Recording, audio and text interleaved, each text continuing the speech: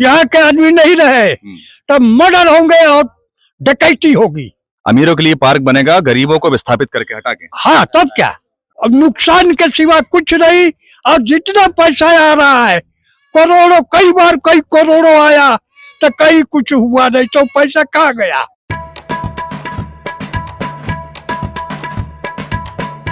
बताइए, आप जो हमसे ऑफलाइन ऑफ कैमरा कह रहे थे, अब आपकी बात आप रखिए। हाँ क्या बोलो, बोलिए, आप जो बोलना चाह रहे थे उस समय जो बोल रहे थे। मेरे कहने का मतलब कि भाई ओंकार जी में इतना प्रधानमंत्री ने पैसा दिया कई कुंभों से, तो कोई तो नहीं, कुछ तो नहीं बन रहा, ना रोड बन रहा, ना घाट बन रही है। इनको उस पैसे का, जहाँ आदमी का घटना होती है नर्मदा में, वहाँ घाट बनाना चाहिए, वहाँ रक्षा की व्यवस्था करना चाहिए। जहाँ करना वहाँ तो कुछ नहीं कर रहे। बोलिए, ब्रह्म घाट पर, कोटिस पर, संगम पर, हर जगह घट्टा बाहर का यात्री आता मर जाता डूब के, तो वहां उसकी व्यवस्था करना चाहिए कि डूबे ना, वो डूब से बचाने वाला आदमी लगाना चाहिए। तो ये तो कर नहीं रहे, रोड भी नहीं चौड़ा कर रहे। बोलिए, अब नुकसान के सिवा कुछ नहीं। और जितना पैसा आ रहा है करोड़ों, कई बार कई करोड़ों आया तो कहीं कुछ हुआ नहीं, तो पैसा कहाँ गया। बोलिए, अगर इनको रोड भी चौड़ा होना था तो नए खंबे बिल्कुल पास में कैसे खड़ा कर दिया है। तो इसका मतलब कि ये करना धरना कुछ नहीं है। अब गरीब दुखिया जो है अटकल मारता तोड़ देता है, वो फिर किसी तरह बनाते हैं, फिर बाद में आता तोड़ देता।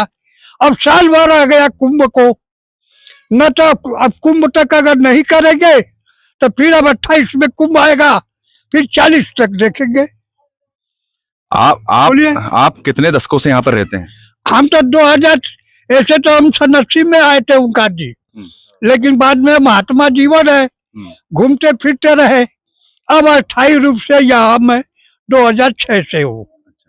और ये जो पहाड़ी है, ये टेकरी है, ये किसी राजा के पास थी?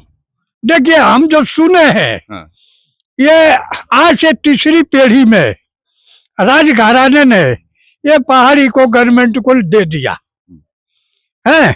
गवर्नमेंट को दे दिया। गवर्नमेंट ने, ये शिवराज सिंह ने सांस्कृतिक विभाग का लेकर के शंकराचार्य का एक मूर्ति का संकल्प किया, एकात्म धाम संस्था को दे दिया। हाँ, कि एकात्म धाम संस्था, वो भी गवर्नमेंट की है, ये भी नहीं कोई प्राइवेट है वो। तो ये संकल्प था शिवराज सिंह का, शंकराचार्य का।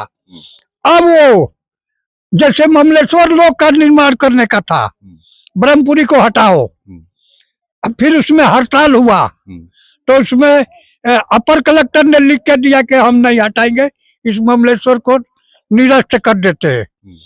तो और भी जो महात्मा थे उन्होंने कहा कि भाई ओंकार पर्वत को भी ओंकार लोक निर्माण न बने, इस ओंकारेश्वर में कुछ नहीं बनना चाहिए, जो कार्य करना है करो, हम रोक नहीं रहे।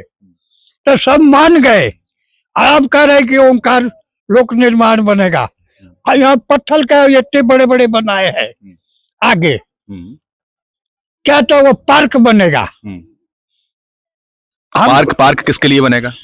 जो यात्री बाहर से आएगी गाड़ी लेके। अमीरों के लिए पार्क बनेगा, गरीबों को विस्थापित करके हटा के। हाँ तब क्या, तो ये हटाने की जो कोशिश है कि यहाँ कोई पूरे ओंकार पहाड़ी खाली हो, कोई न रहे, और बड़े बड़े होटल।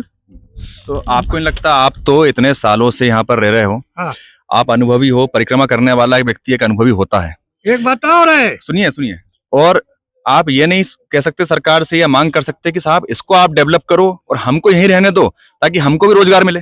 हम कह रहे हैं कि भाई जो करना है करो, लेकिन यहाँ के आदमी को हटाओ मत।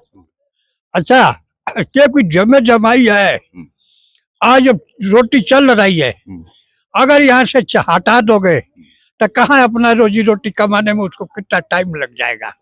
अच्छा, सबसे बड़ी बात एक ये है, अगर इस रोड पर कोई नहीं रहा, यहाँ के आदमी नहीं रहे, तो मर्डर होंगे और डकैती होगी। ये मैं लिखित दे देता हूँ। संगम से जब चलेंगे ओंकार तक लेटे हनुमान तक जाते जाते यात्री भी लूट जाएगा और मर्डर भी हो जाएगा।